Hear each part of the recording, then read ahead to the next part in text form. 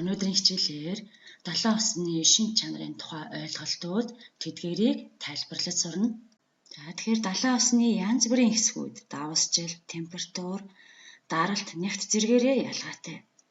Далайн ус давс агуулж амт нь шурууг байдгаараа цэнгэг уснаас ялгаатай. Усан дууссан хатуу бодисын тоо хэмжээг давсжилт гэх бөгөөд түүнийг 1000% буюу промил нэгжээр илэрхийлдэг. Далайн усны дундаж давсжилт нь 35 промил бөгөөд хоолны давс болох натрий хлорид цохилно. Тэгэхээр далайн 1 литр усанд 965 г ус, харин 35 г давсжилт байдаг байна. Эндээс хамгийн их хувийг натрий болон хлор 85 гаруй хувийг эзэлж байхад үлдсэн хувийг бол бусад химийн элементүүд эзэлж байгааг харж байна. Тэгэхээр бид давсжилтын зүй тогтолыг харуулсан зургаас дэлхийн далайнуудад давсжилт хэрхэн байгааг бид таньж болно. Тэхийн тулд бид таних тэмдгийг ашиглан мэдэх боломжтой. Улаан өнгөөр бол давсжилт их байгаа хэсгүүдийг тэмдэглэсэн байхад харин цэнхэр өнгөрөв бол багасж байгааг харж байна.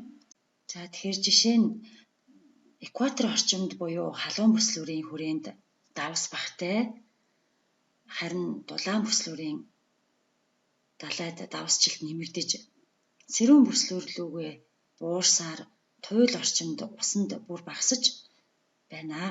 Тэгэхээр эндээс ямар дүгнэлт хийж болох вэ гэхээр давсжилтын зүй тогтол нь уур амьсгалын халуун газарт их байна. Харин сэрүүн буюу хүйтэн газар руугаа багасж байгаа. Тэгэхээр иймд давсжилт бол усны температураас хамаарч байгаа гэдгийг бид шууд харагдаж байна. Давсжилтын хамгийн их нь улаан тэнгист 42 промил хүрдэг. Улаан тэнгис нь их газруудаар хүрээлэгдсэн уур амьсгалын хувьд маш халуун газар, хуур дундас бага урдаг учраас давсжилт их байдаг байна. Давсжилт нь далайн усны гадарга орчимд тогтмол бус. Уур амьсгал, тэнд цотгох гол мөрдийн цэнгэг усны байдлаас хамаарат ихсэж багасах хэдий ч 1000 метрийн үнээс цааш тогтмолжно. Давсжилтын хэмжээ нэмэгдэхэд ууршилт, далайн тэнгисийн мөсөн уул болон гол мөрний орчиц зэрэг нь нөлөөлнө. Давсжилт болон усны дулаан багтаамжтай холбоотойгоор далайн ус өөлөх хүлддэггүй байх нэ. Далайн ус асар их хэмжээний дулааныг өөртөө шингээн. Далайн усны гадаргын дундаж температур нь 1754 градус байдаг нь дэлхийн дундаж температураас 354 градусаар илүү юм. Иймд далай бол дэлхийн дулааны том агуулга юм. Тэгэхээр далайн усны температурын зүй тогтолын зургийг ажиглацгаая. Тэгэхээр зургийг уншихын тулд бидэнд таних тэмдгийг ашиглах хэрэгтэй. Тэгэхээр улаан өнгөөр бол далайн усны температур ихтэйг, шар ногоон өнгө рүүгээ далайн усны температур багасаад цэнхэр өнгөөр бол хүйтэн байгааг харуулж байна. Тэгэхээр эндээс далайн усны температурын зүй тогтол нь давсжилтын зүй тогтолтой давцаж байгааг анзаарч байгаа хаа. Хойд хагастай мөлхийн зам, өмнөд хагастай бол материйн замын хооронд дэлхийн уур амьсгалын хамгийн халуун бүслүүрийн газарт температур их байхад хоёр тийш сэрүүн болон хүйтэн бүслүүр лөө багасж байна. Иймд дэлхийн далайн усны температур өргөргөөс бас хамаарч байна. Мөн далайн усны температур гүн рүүгээ багасж байгаа зургийг бид харж байна. Тэгэхээр далай гүндээ бол харанхуй. Учир нь нарны гэрэл гадаргын орчим 1.5 м орчимд бол нэвтэрдэг байгаа. Иймд гүн рүү температур буурдаг. Тэгээд 3000 м-ийн гүнд ерөнхийдөө тогтвордож 2-оос 3 градус болж байгааг бид харж байна. Мөн далайн усны температур өргөргөөс хамаарч өөр байгааг бид бас харж байна. Нам өргөрөхт бол 1000 м-ийн гүндэх усны температур гадарга дээрээ температурын хувьд хэлбэлцэлтэй байхад өндөр өргөргийн хувьд бол хэлбэлцэл багатай 2-3 градусын хооронд байгааг харж байна. За зургийг сайн ажиглаад тэмдэглэж аваарай. За тэгэхээр нам өргөрөгт халуун учир давсжилт их, температурч их байхад өндөр өргөрлүүгээ уур амьсгал сэрүүсч далайн усны давсжилт багасч харьцангуй цэнгэг болж мөн температур багасж тогтворжиж байгаа гэж дүгнэж олно. Далайн усны температур давсжилт нь хоорондоо шууд хамааралтай байна. За далайн усны дундаж нягт нь 1 бүхэл тэг 2-оос 1 бүхэл тэг 3 грамм сантиметр куб байгаа нь цэнгэг усны нягтаас илүү юм.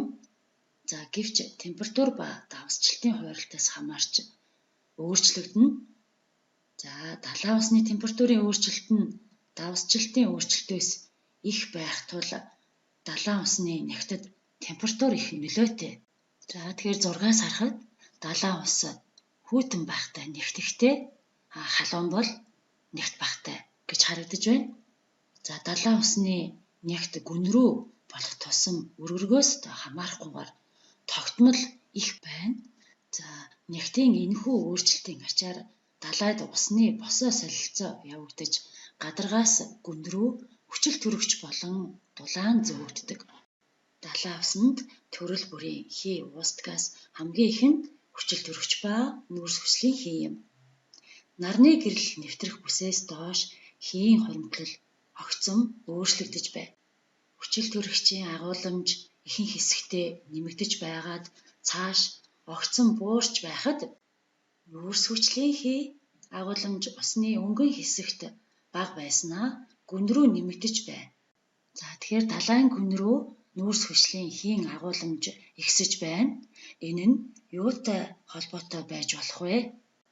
Үүнийг далайн гүн дэх биомасс болох амьтан урмалтай холбон тайлбарлаж дэвтэртээ бичээрэй. За зураг дээр Номхон далай болон Атлантын далайн заагийг харуулсан байна. За хоёр далайн ус яагаад хоорондоо холилдохгүй байгаа шалтгааныг өнөөдрийн бидний үзсэн сэдвэтэй холбон тайлбарлаж болно. За хамгийн их давсжилттай далай бол Атлантын далай, харин хамгийн бага давсжилттай хойд мөсөн далай юм аа. За тэгэхээр Атлантын далай, Номхон далайн уснууд хоорондоо холилдохгүй байгаа шалтгаан нь бол хоёр далайн усны давсжилт, нягт, температур зэрэг нь өөр өөр байгаатай холбоотой юм. За өнөөдрийн хичээлээ ерөнхийд нь дүгнэж хэлэхэд далайн 1 литр усанд 35 г давстай. За давсжилт их бол усны нягт их байна. За мөн температураас хамаарч давсжилт болон нягтын хэмжээ өөрчлөгддөг. За мөн өргөргөөс хамаарч матар мэлхийн замын дагуу эдгээр үзүүлэлтүүд их байгаа ийм зүй тогтолтой гэдгийг бид нэр судлалаа. За өнөөдрийн хичээлийн агуулгаас эсэлтийн ерөнхий шалгалтын 2020 оны Б хувилбарын 36 дугаар даалгаварт 1000 г далайн усанд агуулгадах хлорт магний 14.2% бол давсны хэмжээ хэдэн грамм байхыг тооцоолж олоорой гэсэн даалгавар ирсэн байна. За тэгэхээр энэ даалгаврыг хариулахын тулд бид нар бодолт хийх шаардлагатай. За 1000 г далайн усанд бол 35 г давс агуулгадна. Тэг бид мэдж байгаа. За тэгвэл натрийн хлор 14.2% эзэлж байгаа бол бид нар 35 г-аар үржүүлээд 100 дахь байвал бидний хариулт 100 гарна. За тэгвэл A буюу 497 г гэж гарах ёстой. За энэ хариулт зөв байх нэ.